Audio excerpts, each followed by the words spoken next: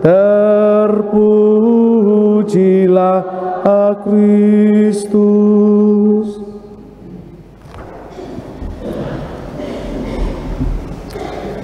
Kalau kita perhatikan pendidikan minimal pada awal kekristenan, kita mengenal Romo Simon Base, Romo Kersten, Romo lagi Heine kan. Kalau ada pasturan, ada gereja, di sampingnya ada klinik, kemudian pasti ada sekolahan. Juga di Pelasari, di Tuke, di Babakan tidak ada, di mana lagi? Gumrih, ada sekolahan, ada klinik. Itu misinya begitu masih awal. Dan tujuan pertama-tama orang sekolah bukan untuk pintar, bukan. Pertama-tama dia tahu tata krama yang baik. Dia berkarakter. Karakter artinya suatu bentuk khas seorang yang tahu diri. Misalnya dia tahu misalnya dia terima telepon ya. Kadang-kadang kita terima telepon teriak keras-keras. Padahal misalnya di samping ada banyak orang. Itu kan artinya tidak tahu unggah-ungguh. Atau kita kenal orang langsung tahu nomor HP-nya langsung telepon, tidak boleh. Kita mesti langsung WA dulu. Saya misalnya si Debbie, apakah saya boleh telepon kamu? Penting itu misalnya. Kalau dia boleh bertelepon, kita langsung telepon, main telepon aja. Kenapa? Karena kita sekolah kita mungkin kurang menggigit. Karena semakin orang sekolah dia tahu caranya naik motor bagaimana, cara menggunakan waktu kosong bagaimana. Jangan semakin pintar dari SD, kemudian SMP makin kacau. Dia curi orang punya mangga, ambil orang punya pisang. Nah, ini kan tidak benar. Sekolah itu orang bilang non scholae sed pite discibus. Kita sekolah bukan pertama-tama untuk mendapatkan nilai 9, 10, 11, tidak.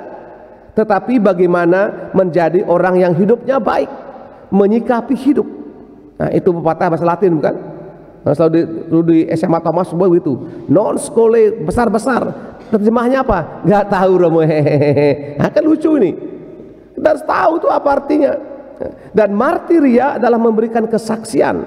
Misalnya pengalaman sekolah di Budi Rahayu, di apalagi TK Maria Regina kah, Swastisari kah. Kemudian anak dibentuk karakternya.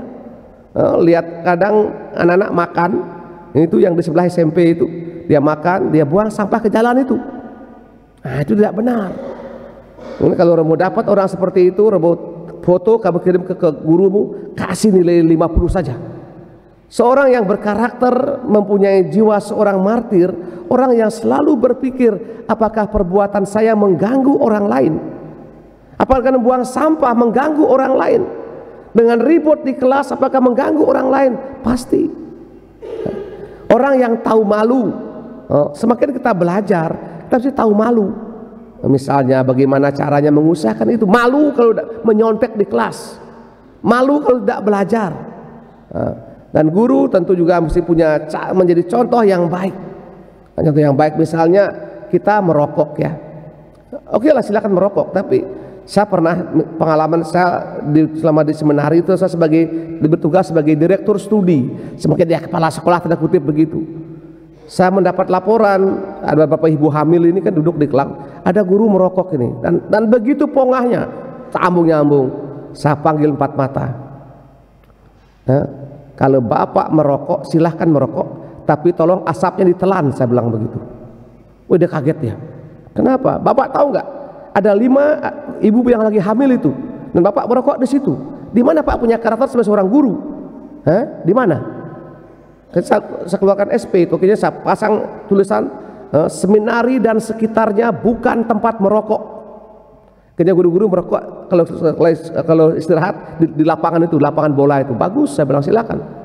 Mereka bilang, ih Romo Komang galak saja no. Siapa yang bilang gak galak? Kamu bodoh kok. Bagaimana seorang guru tidak memberikan contoh yang baik? Saya pun merokok silakan di bawah pohon lah. Kadang-kadang kita buang rokok sembarang, buang begitu. Hal yang kecil itulah martiria yang dibuat oleh Maximus Kolbe. Bahkan dia mempertaruhkan nyawanya untuk seorang yang mau dihukum mati. Dia menggantikan itu. Saya gantikan dia. Kenapa kamu menggantikan dia? Bapak itu punya istri, punya anak. Lepaskan dia. Dan dia menggantikan karena panggilan dia menggantikan bapak itu untuk ditembak mati. Mari kita mensyukuri rahmat ini. Semoga mulai hari ini nanti anak-anak semua tidak ada yang buang sampah sembarangan, ya. Tidak ada yang buang sampah sembarangan. Nah, apalagi di kelas, dimanapun juga di asrama.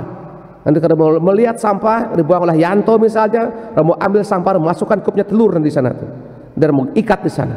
Nah, itu bentuk yang paling kecil. Untuk menjadi martir perlu hal yang paling kecil.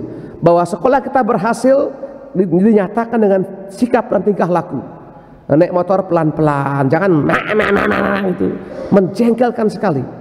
Nah, saya minta anak-anak SMP yang suka ngebut-ngebut itu, tolong gurunya panggil itu. Kalau nggak sanggup saya akan panggil supaya mereka berhenti. Motornya saya akan ambil, saya akan lepas bannya itu. Nah, mengganggu anak kita itu, kita punya anak itu dari dangrem itu. Nah, semoga hari ini berhenti. Dan kalau sampai mau lihat lagi, kalau mau dapat, mau tabrak kau sama nanti, ya saya agak jengkel orang seperti itu. Betul, artinya pendidikanmu percuma akan belajar di sekolah. Nah, kita mohonkan semangat ini bersama Yayasan Insan Mandiri yang 67 tahun berjuang. Semoga menanamkan nilai-nilai yang baik.